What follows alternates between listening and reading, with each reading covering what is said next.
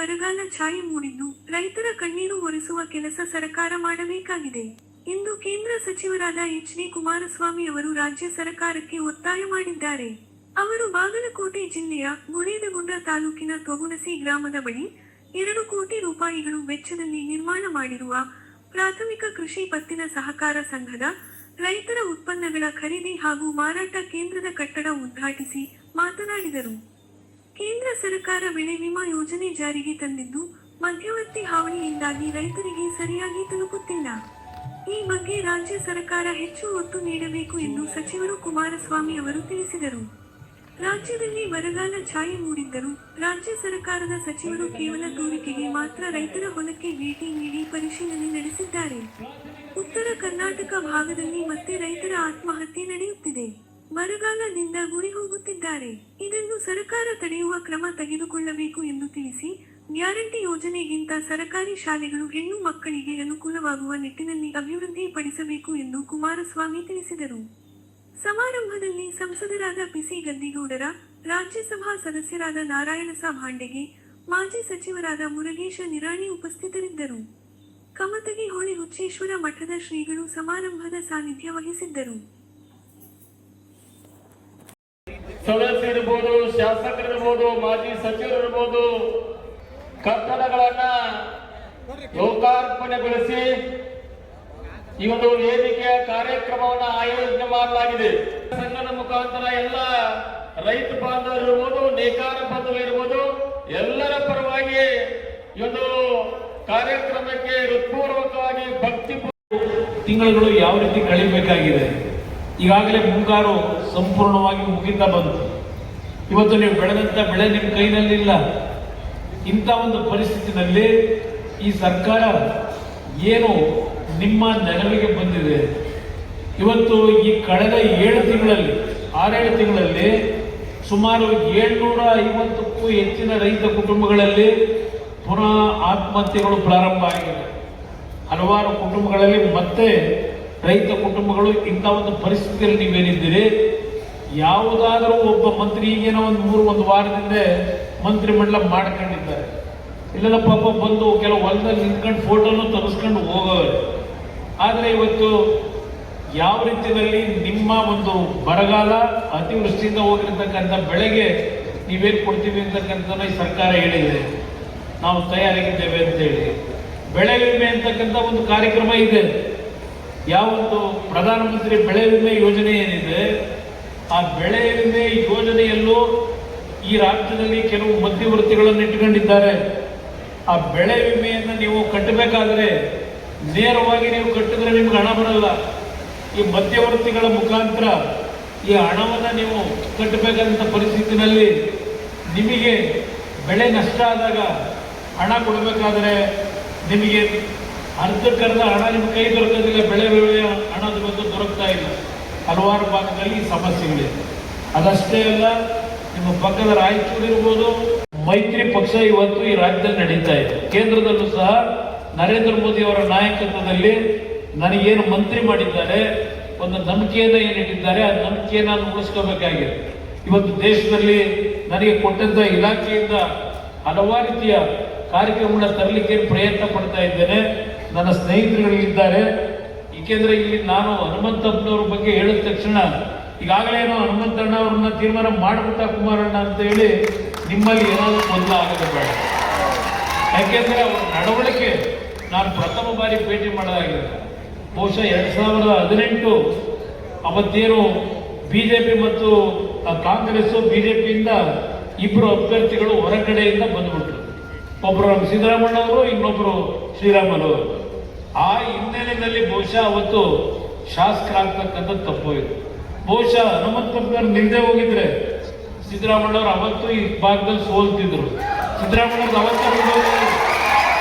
ಅವತ್ತೇನಾದರೂ ನಮ್ಮ ಕುರುಬ ಸಮಾಜದ ಬಂಧುಗಳಿಗೆ ವೇದಿಕೆ ಮುಖಾಂತರ ಮನವಿ ಮಾಡೋದು, ಸಿದ್ದರಾಮಣ್ಣವರಿಗೆ ಅವತ್ತು ಲೈಫ್ ಕೊಟ್ಟಿದ್ರೆ ಈ ಒಂದು ಬಾದಾಮಿನಲ್ಲಿ ಅದು ಹನುಮಂತಪ್ಪನವ್ರು ಸೇರ್ತದೆ. ದಯವಿಟ್ಟು ಹನುಮಂತಪ್ಪನವ್ರನ್ನ ಜಾತಿಯ ಹಿನ್ನೆಲೆಯಲ್ಲಿ ತಿರಸ್ಕಾರ ಮಾಡಬೇಡಿ. ಇವತ್ತು ಅವ್ರಿಗೆ ಜಾತಿ ಇಲ್ಲ. ಯಾವ ನೇಕಾರ ಸಮಾಜದ ಬಂಧುಗಳ ಬದುಕನ್ನು ಸರಿಪಡಿಸಬೇಕು ಅಂತ ಹೇಳಿ ಇವತ್ತು ದುಸ್ಸಾಹಸಕ್ಕೆ ಕೈ ಹಾಕಿ ಅಲ್ಲಿ 30-40 ಜನ ಹೆಣ್ಣು ಮಕ್ಕಳು ಕೇಳಿದೆ ನಾನು. 30 ವರ್ಷದ ಅನುಭವ ಅಂತಾರೆ ಆ ಹೆಣ್ಣು ಮಕ್ಕಳು. ಇವತ್ತು ಹೊರಗಡೆ ಹೋಗಿದ್ರೆ 200 ರೂಪಾಯಿ ಸಿಗ್ತಾ ಇರಲಿಲ್ಲ.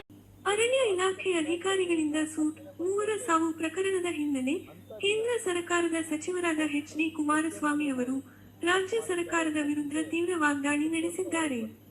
ಬಾಗಲಕೋಟೆ ಜಿಲ್ಲೆಯ ಗುಳೇದಗುಡ್ಡ ತಾಲೂಕಿನ ತೊಗುಣಶಿ ಗ್ರಾಮ ಬಳಿ ರೈತರ ಉತ್ಪನ್ನಗಳ ಮಾರಾಟ ಹಾಗೂ ಖರೀದಿ ಕೇಂದ್ರದ ಕಟ್ಟಡ ಉದ್ಘಾಟನೆಗೆ ಆಗಮಿಸಿದ ಸಮಯದಲ್ಲಿ ಮಾಧ್ಯಮಗಳೊಂದಿಗೆ ಮಾತನಾಡಿ ಸ್ವಾತಂತ್ರ್ಯ ದಿನಾಚರಣೆ ಮಾಡುವ ದಿನ ಸೂಟ್ ಔಟ್ ಮಾಡಿದ್ದಾರೆ. ಅವರು ತಪ್ಪೇ ಮಾಡಿದ್ದಾರೆಯೇ ಇಲ್ಲವೋ ಅನ್ನೋದು ತನಿಖೆ ಬಳಿಕ ಗೊತ್ತಾಗುತ್ತೆ. ಆದರೆ ಅವರನ್ನು ಹಿಡಿಬೇಕು ಅಂದರೆ ಕಾಲಿಗೆ ಶೂಟ್ ಮಾಡಬೇಕಿತ್ತು ಎಂದು ತಿಳಿಸಿದ ಸಚಿವರು, ಜೀವ ತೆಗೆದಿದ್ದಕ್ಕೆ ಕೇವಲ 5 ಲಕ್ಷ ರೂಪಾಯಿಗಳ ಮಾತ್ರನಾ? ಅವರು ಬಡತನದಲ್ಲಿರುವವರು ಕನಿಷ್ಠ 50 ಲಕ್ಷ ರೂಪಾಯಿಗಳ ಪರಿಹಾರ ಕೊಡಬೇಕು ಎಂದು ಕೇಂದ್ರ ಸಚಿವರಾದ ಎಚ್.ಡಿ. ಕುಮಾರಸ್ವಾಮಿ ಆಗ್ರಹಿಸಿದ್ದಾರೆ. ಇದರ ಜೊತೆಗೆ ಇತರ ವಿಷಯಗಳ ಕುರಿತು ಮಾತನಾಡಿದ್ದಾರೆ. ನೋಡಿರಿ. ಬುಡಕಟ್ಟು ಜನಾಂಗದವರಿಗೆ ಅದು ಏನೋ ಒಂದು ಕಮಿಟಿ ಬೇರೆ ಮಾಡಿಬಿಟ್ರು, 2 ದಿನದಲ್ಲಿ ಕೇಳಿದ್ರು ಅಂತ ಹೇಳಿ. ಅಲಮಾರಿ ಬುಡಕಟ್ಟು ಜನಾಂಗ ಕಮಿಟಿ ಬೇರೆ ಮಾಡಿದ್ದೀರಿ. ನೀವು ಒಂದು ಕಡೆ ಒಂದು ಸಂದೇಶಗಳೇನು ಕೊಡ್ತಾ ಇದ್ದೀರಿ, ಇನ್ನೊಂದು ಕಡೆ ಇಲ್ಲಿ ಸರ್ಕಾರದ ಒಂದು ಅಧಿಕಾರಿಗಳ ನಿರ್ಲಕ್ಷ್ಯ ಅದು ನಾನು ಹೇಳ್ತಕ್ಕಂಥ. ಈಗ ಅವರು ಗುಂಡಾರಿಸಿದ್ರು ಅಂತ ಹೇಳ್ತಾರೆ. ಇವ್ರಿಗೆ ಯಾಕೆ ಏಟಾಗಲಿಲ್ಲ? ಯಾರಿಗೂ ನೋವು, ಅಧಿಕಾರಿಗಳಿಗೆ ಯಾರಿಗೂ ಏಟಾಗಿಲ್ಲ, ಸಿಬ್ಬಂದಿಗಳಿಗೆ. ಇವ್ರು ಯಾವ ರೀತಿ ಅವ್ರನ್ನ ಶೂಟ್ ಮಾಡಿದ್ರು, ಇದು ಯಾರು ತಪ್ಪಿದೆ ಅಂತಕ್ಕಂಥದ್ದು ಒಂದು ಭಾಗ. ಅವರೆಲ್ಲ ಕೂಲಿ ಕೆಲಸ ಮಾಡಿ ಬದುಕ್ತಕ್ಕಂಥವ್ರು. ಅವರಿಗೆ ಸರ್ಕಾರದಿಂದ ಒಂದು ಕಡೆ ಕುಟುಂಬಗಳಿಗೆ ಪರಿಹಾರ ಕೊಡೋದು ಒಂದು ಭಾಗ.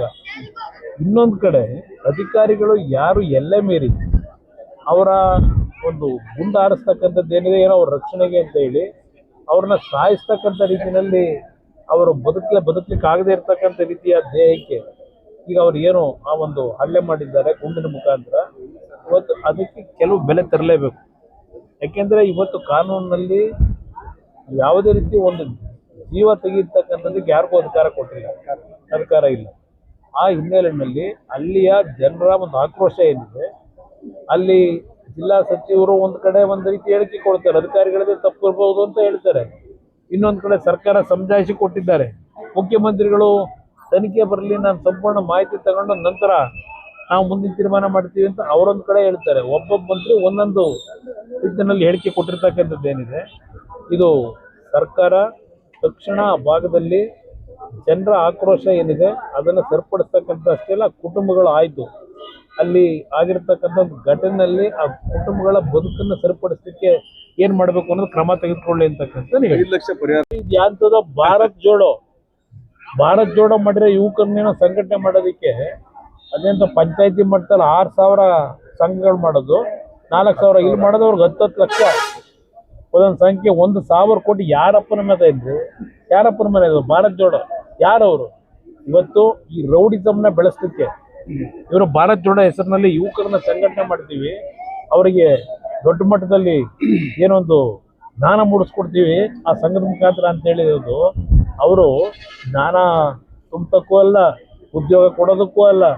ಇದು ಹಿಂದೆ ಗುಂಡೂರಾವ್ ಕಾಲದಲ್ಲಿ ಒಬ್ಬರು FM ಖಾನ್ ಅಂತ ಇದ್ರು, ಅವರು ಇದೇ ಥರ ಮಾಡಿದರು, FM ಖಾನ್ ಅಂತ ಹೇಳಿ. ಆ ಸಂಸ್ಕೃತಿಯನ್ನ ಈ ರಾಜ್ಯದಲ್ಲಿ ಪುನಃ ತರ್ತಕ್ಕಂಥದ್ದಕ್ಕೆ ಭಾರತ್ ಜೋಡೋ ಹೆಸರಿನಲ್ಲಿ 1,000 ಕೋಟಿ ನಾಡಿನ ಜನತೆಯ ಬೆವರು ಸುರಿಸಿರ್ತಕ್ಕಂಥ ತೆರಿಗೆ ಹಣ, ಅದನ್ನ ಇವತ್ತು ಸಂಘಗಳ ರಚನೆ ಮಾಡ್ತೀನಿ ಅಂತೇಳಿ ಯಾವ DC-ಗಳಿಗೆ ಹೇಳಿ ಅವ್ರ ಮುಖಾಂತರ ಸಂಘ ರಚನೆ ಮಾಡ್ತಾರಂತೆ. ಅವರ ಮುತುವರ್ಜಿಯಲ್ಲಿ DC ಕೆಲಸ ಇದೇನಲ್ಲ, ಇದು ಈ ಸರ್ಕಾರದ ಕೆಲಸ ಇದೆ. ಅದರಿಂದ ಅಲ್ಲೆಲ್ಲೋ ಯಾವುದೋ ಇಸ್ಪೀಟ್ ಆಡೋಕ್ಕೋ ಮತ್ತೊಂದಕ್ಕೋ ಎನ್ಕರೇಜ್ ಮಾಡ್ಕೊಳ್ಳಿಕ್ಕೆ ಇವತ್ತೇನು ಹೊರಟಿದ್ದಾರೆ ಗೊತ್ತಿದೆ. ಬೆಂಗಳೂರು ನಗರದಲ್ಲಿ 68 ಜಾಗದಲ್ಲಿ ಈಗ ಇಸ್ಪೀಟ್ ಕೇಂದ್ರಗಳು ನಡೀತಾವೆ, ಕೇಳೋರಿಲ್ಲ. ಇವತ್ತು ಆ ರೀತಿ ಹೊರಟಿದ್ದಾರೆ. ಈಗ ಯಾರು ನಡೆಸ್ತಾ ಇದ್ದಾರೆ ಅನ್ನೋದು ಗೊತ್ತಿದೆ. ಇಂಥದಕ್ಕೆ ಎನ್ಕರೇಜ್ ಮಾಡಲಿಕ್ಕೆ ಆ ಸಂಘ ಕಟ್ತಾ ಇದ್ದೀರಾ? 1,000 ಕೋಟಿ ದುಡ್ಡು ಖರ್ಚು ಮಾಡಿ ಇದು ನಡೀತಾ ಇರ್ತಕ್ಕಂಥ ಅವ್ರಿಗೆ ನೀವು 10 ಲಕ್ಷ ಕೊಡ್ತೀರಿ. ಇಲ್ಲಿ ಒಂದು ಜೀವ ತೆಗೆದಿದ್ದೀರಿ, ಅದಕ್ಕೆ 5 ಲಕ್ಷನ ಬೆಲೆ ಇವ್ರದ್ದು. ಒಂದು ಜೀವ ದುಡ್ಡು ಕಟ್ಟಲಿಕ್ಕಾಗಲ್ಲ, ದುಡ್ಡಿನ ಮುಖಾಂತರ ಹೇಳಲಿಕ್ಕಾಗೋದಿಲ್ಲ. ಅವರು ಬಡತನದಲ್ಲಿರ್ತಕ್ಕಂಥ ಕುಟುಂಬಗಳು, ಅದಕ್ಕೆ ಕನಿಷ್ಠ ಒಂದು 50 ಲಕ್ಷ ರೂಪಾಯಿ ಆದರೂ ಕೊಡಬೇಕು ಅನ್ನೋದು ನನಬೇಕು.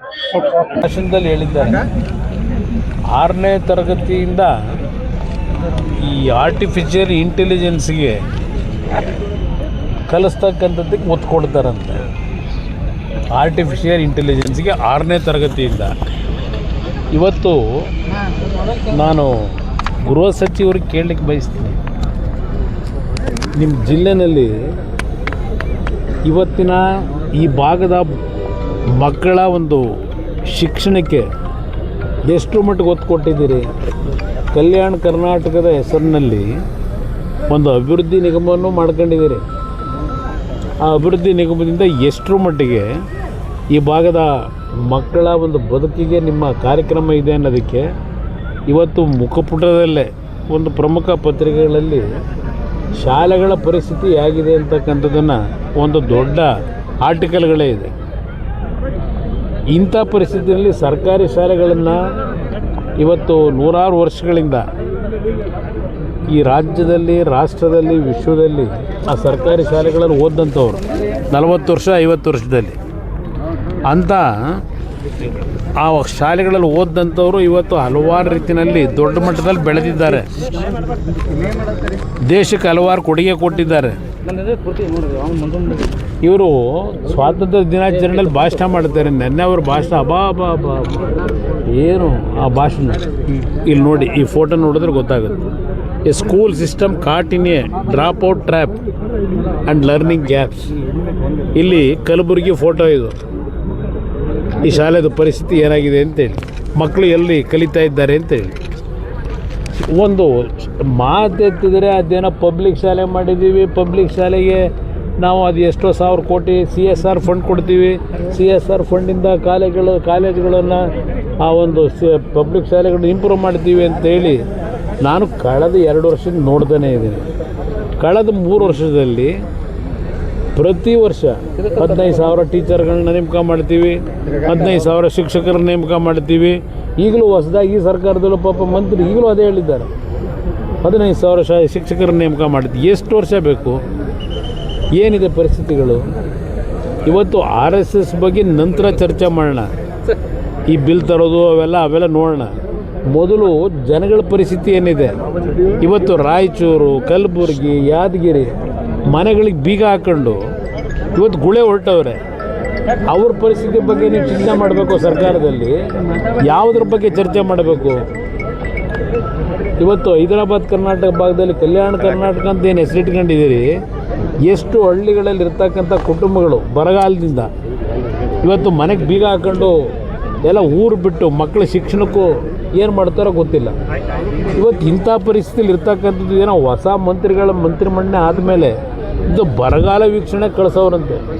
ಹೋದರು, ಯಾವುದೋ ಒಂದು ಹೊಲದಲ್ಲಿ ನಿಂತ್ಕೊಂಡ್ರು, ಒಂದು ಫೋಟೋ ತೆಗೆಸ್ಕೊಂಡ್ರು, ಪತ್ರಿಕೆಗೆ ಫೋಟೋ ಹಾಕ್ಸ್ಕೊಂಡ್ರು. ಇದು ಬಿಟ್ಟರೆ ಏನು ಮಾಡಿದ್ದೀರಿ? ಇವತ್ತು ನಿಮ್ಮ ಪಕ್ಕದ ಜಿಲ್ಲೆ ಕೊಪ್ಪಳದ ಜಿಲ್ಲಾ ಸಚಿವರು ನೆನ್ನೆ ಭಾಷಣದಲ್ಲಿ ಏನು ಹೇಳೋರೆ? ಒಂದೊಂದು ಜಿಲ್ಲೆಗೆ 500 ಕೋಟಿ ಬೇಕಂತ. ಈಗ ಬರಗಾಲದ ಪರಿಸ್ಥಿತಿಗಳನ್ನ ಸರಿಪಡಿಸ್ಲಿಕ್ಕೆ 500 ಕೋಟಿ ಬೇಕು ಅಂತ ಹೇಳಿ ಆ ಮಂತ್ರಿ ಹೇಳಿಕೆ ಕೊಡ್ತಾರೆ. ನೆನ್ನೆ ದಿನ ಕೊಟ್ಟಿರೋದು ಸ್ವಾತಂತ್ರ್ಯ ದಿನಾಚರಣೆಯಲ್ಲಿ. ಇಲ್ಲಿ DC ಅಕೌಂಟಲ್ಲಿ ಎಷ್ಟು ಇಟ್ಟಿದ್ದೀರಿ ದುಡ್ಡನ್ನ? ಒಂದೊಂದು ಜಿಲ್ಲೆ, ಒಂದೊಂದು ತಾಲೂಕು ಕುಡಿಯೋ ನೀರು 1 ಕೋಟಿ ಕೊಡ್ತಾರಂತೆ. ಇವ್ರು ಕೇಳ್ತವ್ರೆ ಒಂದೊಂದು ಜಿಲ್ಲೆಗೆ 500 ಕೋಟಿ ಬೇಕು ಅಂತ ಹೇಳಿ ನಿಮ್ಮ ಬಸವರಾಜ ರಾಯರೆಡ್ಡಿ ಅವರು. ಇಂಥ ಪರಿಸ್ಥಿತಿನಲ್ಲಿ ಇದ್ಯಾವುದೋ RSS ಬಿಲ್ ಅಂತೆ, ಇನ್ನೊಂದು ಬಿಲ್, ಏನು ಪುರುಷಾರ್ಥ ಸಾಧನೆ ಮಾಡ್ತೀರಿ ಇದರಿಂದ? ಅದರಿಂದ ಏನು ನಿಮಗೆ ತೊಂದರೆ ಆಗಿರೋದೇನು? ನಾನು ಹಲವಾರು ಬಾರಿ ಟೀಕೆ ಮಾಡಿದ್ದೀನಿ. ಇವತ್ತು ನಮಗಿರ್ತಕ್ಕಂಥದ್ದು ರಾಜ್ಯದಲ್ಲಿ ಜನಗಳ ಪರಿಸ್ಥಿತಿ ಏನಿದೆ, ಅದಕ್ಕೆ ನಾವು ಏನು ಕಾರ್ಯಕ್ರಮ ಕೊಡಬೇಕು, ಇದ್ರ ಬಗ್ಗೆ ಚಿಂತನೆ ಮಾಡಬೇಕು. ಇದಕ್ಕೆ ನಿಮ್ಮ ಸಮಯ ವ್ಯರ್ಥ ಮಾಡ್ಕೊಂಡು ತಿರುಗ್ತಿರೋ ಅಂತಕ್ಕಂಥದ್ದು ಕೇಳಲಿಕ್ಕೆ ಬಯಸ್ತೀನಿ. ಸರ್, ನಿನ್ನೆ ಒಂದೇ ಮಾತರಂ ಸೋನಿಯಾ ಗಾಂಧಿ ಅವರು ಆ ಒಂದು ಹಾಡಿಗೆ ಅಗೌರವ ತೋರಿಸಿರುವಂಥ ವಿಚಾರ. ನಿನ್ನೆ ದಿನ ಅವ್ರು ಕ್ಲಾರಿಫಿಕೇಶನ್ ಕೊಟ್ಕೊಂಡವ್ರೆ. ಅದೇನೋ ಇವರಿಗೆ ಖರ್ಗೆ ಅವರಿಗೆ ಒಂದು ಕುರ್ಚಿ ಹಾಕೋದಕ್ಕೆ ಹೇಳಿದೆ. ನಾನು ಒಂದೇ ಮಾತರಂ ನಿಲ್ಲಿಸಿ ಅಂತ ಹೇಳಲಿಲ್ಲ ಅಂತ ಕ್ಲಾರಿಫಿಕೇಶನ್ ಕೊಟ್ಕೊಂಡವ್ರೆ. ಇವತ್ತು ಯಾವೊಂದು ಸರ್ಕಾರದಲ್ಲಿ ಪಾರ್ಲಿಮೆಂಟ್ನಲ್ಲೇ ಇವತ್ತೇನು ಅದಕ್ಕೆ ಒಂದೇ ಮಾತರಮ್ಗೆ ಇವತ್ತು ಏನು ಆದ್ಯತೆ ಕೊಡಬೇಕು ಅಂತಕ್ಕಂಥದ್ದು ತೀರ್ಮಾನಗಳಾಗಿದೆ. ಎಲ್ಲರೂ ಅದಕ್ಕೆ ಇವತ್ತು ದೇಶದ ಒಂದು ಭಕ್ತಿಯನ್ನು ತೋರಿಸ್ತಕ್ಕಂಥದ್ದಕ್ಕೆ, ಕಮಿಟ್ಮೆಂಟ್ ತೋರಿಸಲಿಕ್ಕೆ ಇವತ್ತು ಒಂದೇ ಮಾತರಮ್ಮು, ನಮ್ಮ ರಾಷ್ಟ್ರಗೀತೆ ಜನಗಣಮನ ಏನಿದೆ ಅದಕ್ಕಿಂತ ಮುಂಚೆನೇ ಆ ಒಂದು ಒಂದೇ ಮಾತರಮ್ನ ರಚನೆ ಮಾಡಿರ್ತಕ್ಕಂಥದ್ದು. ಅದು ಏನು ಒಂದೇ ಮಾತರಮ್ನ ಆಚರಣೆ ಮಾಡೋದ್ರಿಂದ ದೇಶಕ್ಕೇನು ಸಮಸ್ಯೆ ಇಲ್ಲ. ಅದ್ರ ಬಗ್ಗೆ ಇವತ್ತು ಚರ್ಚೆ ಮಾಡ್ತಕ್ಕಂಥದ್ದು ಕಾಂಗ್ರೆಸ್ನವ್ರಿಗೆ ಅನವಶ್ಯಕ ನನ್ನ ಅಭಿಪ್ರಾಯದಲ್ಲಿ. ಇವತ್ತು ಇರ್ತಕ್ಕಂಥದ್ದು ನಮ್ಮ ಸಮಸ್ಯೆಗೆ ಪರಿಹಾರ ಏನು, ರೈತರಿಗೆ ಏನು ಕೊಟ್ರಿ, ರೈತರು ಏನು ಅನುಭವಿಸ್ತಾ ಇದ್ದಾರೆ, ಪರಿಸ್ಥಿತಿಗಳು ಏನಿದೆ ಇವತ್ತು ರಾಜ್ಯದಲ್ಲಿ, ಅದ್ರ ಬಗ್ಗೆ ಇವತ್ತಿನವರಿಗೆ ಈ ಸರ್ಕಾರದಿಂದ ಏನು ರೈತರಿಗೆ ಆತ್ಮಸ್ಥೈರ್ಯ ತುಂಬತಕ್ಕಂಥ ಕೆಲಸ ಮಾಡಿದ್ದೀರಿ, ಎಷ್ಟು ಸಾವು ಇವತ್ತಾಲೆ ಆತ್ಮಹತ್ಯೆಗಳು ನಡೀತಾ ಇದೆ, ಇದ್ರ ಬಗ್ಗೆ ಏನಾದ್ರು ಮಾಹಿತಿ ಇಟ್ಕೊಂಡಿದ್ದೀರಾ? ಇವತ್ತು ರೈತರ ಆತ್ಮಹತ್ಯೆ ನಡೀತಾ ಇದೆ, ಅವ್ರ ಬದುಕಿನ ಜೊತೆ ಚೆಲ್ಲಾಟ ಆಡ್ತಾ ಇದ್ದೀರಿ, ಇದ್ರ ಬಗ್ಗೆ ಯಾರಿಗೂ ಚಿಂತೆ ಇಲ್ಲ ಇವರಿಗೆ. ಚಾಮರಾಜನಗರದಲ್ಲೂ ಇದು ನಡೀತಾ ಇರ್ತಕ್ಕಂಥ ಪರಿಸ್ಥಿತಿ. ನಿಮಗೆ ಎಲ್ಲಿಂದ ಬರ್ತಾ ಇದೆ, ನಿಮಗೆ ಬರ್ತಾ ಇದೆಯಲ್ಲ, ಎಲ್ಲಿಂದ ಬರ್ತಾ ಇದೆ ದುಡ್ಡು? ಏನು ಸಂಪಾದನೆ ಮಾಡಿ ಕಷ್ಟಪಟ್ಟು ದುಡಿಮೆ ಮಾಡಿ ಇವತ್ತೇನು ಬೆವರು ಸುರಿಸಿ ಸಂಪಾದನೆ ಮಾಡ್ತಾ ಇದ್ದೀರಾ?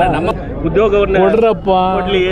ಈಗ ನನ್ನ ಕೈಲಾದ ಮಟ್ಟಿಗೆ ಮಾಡಕ್ಕೆ ತಯಾರಾಗಿದ್ದೀವಿ, ಭೂಮಿ ಕೊಟ್ಟರೆ ಮಾಡ್ಲಿಕ್ಕೆ ತಯಾರಾಗಿದ್ದೇನೆ. ಅವ್ರಿಗೆ ಹೇಳ್ತೀನಿ ಒಂದು ಮಾತು, ನಾನು 2018ರಲ್ಲಿ ಇವರೇ ಮಹಾನುಭಾವರುಗಳು ಮನೆ ಬಾಗಿಲಿಗೆ ಬಂದು ಮುಖ್ಯಮಂತ್ರಿ ಆಗಪ್ಪ ಅಂತ ಮಾಡಿದ್ರಲ್ಲ, 14 ತಿಂಗಳು ಖಾಲಿ ಮಾಡಿ ಕಳಿಸಿದ್ರಲ್ಲ, ಅವತ್ತು 9 ಇಂಡಸ್ಟ್ರಿಯಲ್ ಕ್ಲಸ್ಟರ್ಗಳನ್ನು ಈ ರಾಜ್ಯದಲ್ಲಿ ಪ್ರಾರಂಭ ಮಾಡಬೇಕು ಅಂತೇಳಿ ತೀರ್ಮಾನ ಮಾಡೋದು.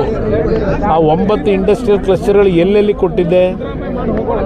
ಕಲಬುರಗಿ, ಬೀದರು, ಬಳ್ಳಾರಿ ಈ ಭಾಗ ಕೊಟ್ಟಿದ್ದೆ, ಕೊಪ್ಪಳ ಈ ಭಾಗ ಕೊಟ್ಟಿದ್ದೆ. ಆ ಇಂಡಸ್ಟ್ರಿಗಳಿಗೆ ಏನು ಮಾಡಿದ್ರಿ? ಕ್ಲಸ್ಟರ್ನ ಹೋಗಿ ಅನುಷ್ಠಾನಕ್ಕೆ ತಂದ್ರ ಏನು ಮಾಡಿದಿರಿ? ಏನು ಉದ್ಯೋಗ ಕೊಡ್ತೀರಿ? ಪಾಪ ಹೇಳಿದ್ದಾರೆ ಏನೋ 1 ಲಕ್ಷ ಉದ್ಯೋಗ ಸೃಷ್ಟಿ ಮಾಡ್ತೀರಂತ. ಈಗ ನನ್ನ ಭಾಷಣದಲ್ಲಿ ನೋಡಿದೆ, ಎಲ್ಲಿಂದ ಉದ್ಯೋಗ ಸೃಷ್ಟಿ ಮಾಡ್ತೀರಿ? ನೀವು ಉದ್ಯೋಗ ಸೃಷ್ಟಿ ಮಾಡಿದರೆ ಇವತ್ತು ರಾಯಚೂರು, ಬಾಗಲಕೋಟೆ, ಕೊಪ್ಪಳ ಈ ಭಾಗದಿಂದ ರೈತರು ಗುಳೆ ಹೋಗೋದು, ಯುವಕರು ಗುಳೆ ಹೋಗೋದು ಬರ್ತಾ ಇದ್ದ, ಗುಳೆ ಹೋಗ್ತಕ್ಕಂಥ ಪರಿಸ್ಥಿತಿ ಬರ್ತಾ ಇತ್ತ. ಇವತ್ತು ನೀವು ಉದ್ಯೋಗ ಸೃಷ್ಟಿ ಮಾಡಿದ್ರೆ ಅದು ನಡೀತದೆ. ಬಿಡದಿಯ ವಿಷಯದಲ್ಲಿ ರೈತರ ಹೋರಾಟ ಇದೆ. ರೈತರು ಭೂಮಿ ಕೊಡ್ಲಿಕ್ಕೆ ತಯಾರಾಗಿಲ್ಲ, ಅವ್ರ ಜೊತೆನಲ್ಲಿ ನಮ್ಮ ಧ್ವನಿ ಇದೆ. ನೋಡಿ, ಯಾರು ನಿರಾಸಕ್ತಿ ತೋರಿಸ್ತಾರೆ, ನಿರಾಸಕ್ತಿ ತೋರಿಸಲ್ಲ ಅನ್ನೋದು ಮುಖ್ಯ ಅಲ್ಲ. ಅಲ್ಲಿ ರೈತರು ನಾವು ಭೂಮಿ ಕೊಡಲ್ಲ ಅಂತ ಹೇಳಿ ಸುಮಾರು 500ಕ್ಕೂ ಹೆಚ್ಚಿನ ದಿನದಿಂದ ಹೋರಾಟ ಮಾಡ್ತಾ ಇದ್ದಾರೆ. ರೈತರ ಪರವಾಗಿ ಜನತಾದಳ ಮೊದಲಿಂದಲೂ ನಾವು ರೈತರ ಪರವಾಗಿರ್ತಕ್ಕಂಥ ಪಕ್ಷವೇ. ರೈತರ ಸಮಸ್ಯೆಗಳಿಗೆ ಪರಿಹಾರ ತರಲಿಕ್ಕೆ ಹೋರಾಟ ಮಾಡಿರ್ತಕ್ಕಂಥ ಪಕ್ಷ ಈ ರಾಜ್ಯದಲ್ಲಿ. ಇವತ್ತು ರೈತರಿಗೋಸ್ಕರ ಇರ್ತಕ್ಕಂಥ ಪಕ್ಷ ಜನತಾದಳ. ಇವತ್ತು ಸಾಲ ಮನ್ನಾ ಮಾಡ್ತೀವಿ ಅಂತ ಹೇಳಿದೆ, ಎಲ್ಲಿ ದುಡ್ಡು ತರ್ತಾನೆ ಅಂದರು. ಸಿಕ್ಕಿದಂಥ ಅವಕಾಶ ನನಗೇನು ಈ ರೀತಿ 136 ಸೀಟ್ ಕೊಟ್ಟು ಮುಖ್ಯಮಂತ್ರಿ ಮಾಡಿರಲಿಲ್ಲ. 38 ಸೀಟಿನ ಮುಖ್ಯಮಂತ್ರಿಯಾಗಿ ರೈತರ ಸಾಲ ಮನ್ನಾ ಮಾಡಲಿಕ್ಕೆ 25,000 ಕೋಟಿ ಹಣ ಕೊಟ್ಟೆ. ಇದು ನಾವು ಮೊದಲಿಂದ ರೈತರ ಪರವಾಗಿ ಧ್ವನಿ ಎದ್ದು ಬಂದಿರತಕ್ಕಂಥ ಪಕ್ಷ. ಈಗಲೂ ಬಿಡದಿ ಭಾಗದ ರೈತರು ಭೂಮಿ ಕೊಡ್ಲಿಕ್ಕೆ ತಯಾರಾಗಿಲ್ಲ. ಆ ಹಿನ್ನೆಲೆಯಲ್ಲಿ ನಮ್ಮ ಹೋರಾಟ ಮುಂದುವರಿಸ್ತೀವಿ. ಭೂಮಿನ ಹೌದು ವಾಪಸ್ ತಗೋಬೇಕು ಅನ್ನೋದು ನಾನು ಹೇಳ್ತಿಲ್ಲ. ಹೈಕೋರ್ಟ್ನ ಸಿಂಗಲ್ ಬೆಂಚು, ಡಬಲ್ ಬೆಂಚ್ನಲ್ಲಿ ಇತ್ತೀಚೆಗೆ ತೀರ್ಪು ಕೊಟ್ಟಿದ್ದಾರೆ. ಹಲವಾರು ಕಾಮೆಂಟ್ಸ್ಗಳನ್ನು ಮಾಡಿದ್ದಾರೆ. ಆ ನೈಸ್ನ ಯೋಜನೆ ಹೆಸರಿನಲ್ಲಿ BMIC ಯೋಜನೆಯ ಹೆಸರಿನಲ್ಲಿ ಇವತ್ತು ಆಗಿರ್ತಕ್ಕಂಥ ಹಲವಾರು ರೀತಿಯ ಇಲ್ಲಿಗಲ್ ಆ್ಯಕ್ಟಿವಿಟೀಸು, ಆ ಫ್ರೇಮ್ವರ್ಕ್ ಅಗ್ರಿಮೆಂಟ್ನ ಉಲ್ಲಂಘನೆ ಮಾಡಿ ಏನೇನು ಇವತ್ತು ಲೂಟಿ ಆಗಿದೆ. ರೈತರನ್ನ ಬೀದಿಗೆ ತಂದು ನಿಲ್ಲಿಸಿದ್ದಾರೆ. ಕಳೆದ 20 ವರ್ಷದಿಂದ ರೈತರು ಭೂಮಿನ ವಶಪಡಿಸ್ಕೊಂಡು ದುಡ್ಡು ಕೊಟ್ಟಿಲ್ಲ, ರೈತರಿಗೆ ಅವಾರ್ಡ್ ಕೊಟ್ಟಿಲ್ಲ. ಇನ್ನು ಅದರ ಬಗ್ಗೆ ಕೋರ್ಟು ಇವತ್ತು ಕೆಲವು ಸರ್ಕಾರಕ್ಕೆ ಏನು ಗಡುವು ಕೊಟ್ಟಿದ್ದಾರೆ, ಹೇಳಿದ್ದಾರೆ. ಗಡುವು ಅನ್ನೋದಿಲ್ಲ, ಇವತ್ತು ಏನು ತೀರ್ಮಾನ ಮಾಡಬೇಕು. ಇಲ್ಲಿ ಈ ಒಂದು BMIC ಯೋಜನೆ ಈ ಕರ್ನಾಟಕ ರಾಜ್ಯದ ಅತ್ಯಂತ ಒಂದು ದೊಡ್ಡ ಮಟ್ಟದ ಹಗರಣ ಅಂತೇಳಿ ಕೋರ್ಟ್ ಆದೇಶ ಕೊಟ್ಟಿದೆ. ಇವತ್ತು ನಾನೇನೋ ಒಂದು ಪತ್ರ ಬರೆದಿದ್ದೇನೆ, ಅದನ್ನು ವಶಪಡಿಸಿ ಕೋರ್ಟ್ನ ಆದೇಶದ ಹಿನ್ನೆಲೆಯಲ್ಲಿ ಆ ತೀರ್ಪನ್ನು ಇವತ್ತು ಜಾರಿಗೆ ತನ್ನಿ ಅಂತ ಏನು ಪತ್ರ ಬರೆದಿದ್ದೇನೆ. ಪತ್ರ ನೋಡಿಲ್ವಂತವ್ರು ಇನ್ನೂ ಪಾಪ. ಪತ್ರ ನೋಡಿ ಏನು ಕ್ರಮ ತಗೋಬೇಕು ಕಾನೂನು ವ್ಯಾಪ್ತಿನಲ್ಲಿ ಅಂತ ಹೇಳಿದ್ದಾರೆ. ನಾನು ಪತ್ರ ಬರೆದಿರೋದು ಮುಖ್ಯಮಂತ್ರಿಗಳಿಗೆ ಕಾನೂನಿನ ವ್ಯಾಪ್ತಿಯೊಳಗೆ. ಅಲ್ಲೇನು ಉಲ್ಲಂಘನೆಗಳೇ ಆಗಿದೆ, ಆ ಉಲ್ಲಂಘನೆ ಹಿನ್ನೆಲೆಯಲ್ಲಿ 2 ಕೋರ್ಟ್ ಆದೇಶ ಏನಿದೆ ಅದನ್ನು ಜಾರಿಗೆ ತನ್ನಿ ಅಂತಕ್ಕಂಥ ಪತ್ರ ಬರೆದಿದ್ದೇನೆ. ನೋಡೋಣ ಏನು ತೀರ್ಮಾನ ತಗೋತಾರೆ. ಪತ್ರ ಬಂದಿಲ್ಲ ಹಾಂ, ಪತ್ರ ನೋಡಿಲ್ವಂತಲ್ಲ ಅವರು. ಪತ್ರ ನೋಡಿ ತೀರ್ಮಾನ ತಗೊಳ್ಳಿ. ಪಾಪ ಕೋರ್ಟ್ ಆದೇಶ 78 ಜುಲೈ ತಿಂಗಳಲ್ಲಿ ಬಂದಿದೆ. ಈಗ ಆಗಸ್ಟು 15 ಎಷ್ಟನೇ ತಾರೀಕು ಇವತ್ತು 14ಕ್ಕೆ ಬಂದಿದ್ದೀವಿ. ಇವತ್ತು ಇನ್ನೂ ಪತ್ರ ಕೋರ್ಟ್ನ ಆದೇಶ ನೋಡಿಲ್ಲ. ಪಾಪ ಹೇಳಿದ್ರು ಈ ಸರ್ಕಾರದ ಮುಖ್ಯಮಂತ್ರಿಗಳಾಗಿ ಇನ್ನು ಮುಂದಕ್ಕೆ ಈ ರಾಜ್ಯದಲ್ಲಿ ಒಂದು ನಯಾ ಪೈಸಾ ಯಾರಾದರೂ ಲಂಚ ಕೇಳಿದ್ರೆ ಅದೇನೋ ಬಡ್ದಾಕ್ತೀನಿ ಅಂತ ಹೇಳ್ತಾರೆ, ಬಡ್ದಾಕ್ತಾರಂತೆ. ಇಲ್ಲಿ ಲಕ್ಷಾಂತರ ಕೋಟಿ ವ್ಯವಹಾರ, ಆ BMIC ಯೋಜನೆದು ಲಕ್ಷಾಂತರ ಕೋಟಿ ಹಗರಣ ಕೋರ್ಟ್ ಆದೇಶ ಮಾಡಿದೆ. ಇವರು ಭ್ರಷ್ಟಾಚಾರ ನಿಲ್ಲಿಸೋದು ಆಮೇಲೆ ಇಲ್ಲಿ ಆಗಿದೆಯಲ್ಲ ಕೋರ್ಟ್ ಆದೇಶದ ಹಿನ್ನೆಲೆ, ಅದಕ್ಕೇನು ಆ್ಯಕ್ಷನ್ ತಗೋತಾರೆ ನೋಡೋಣ.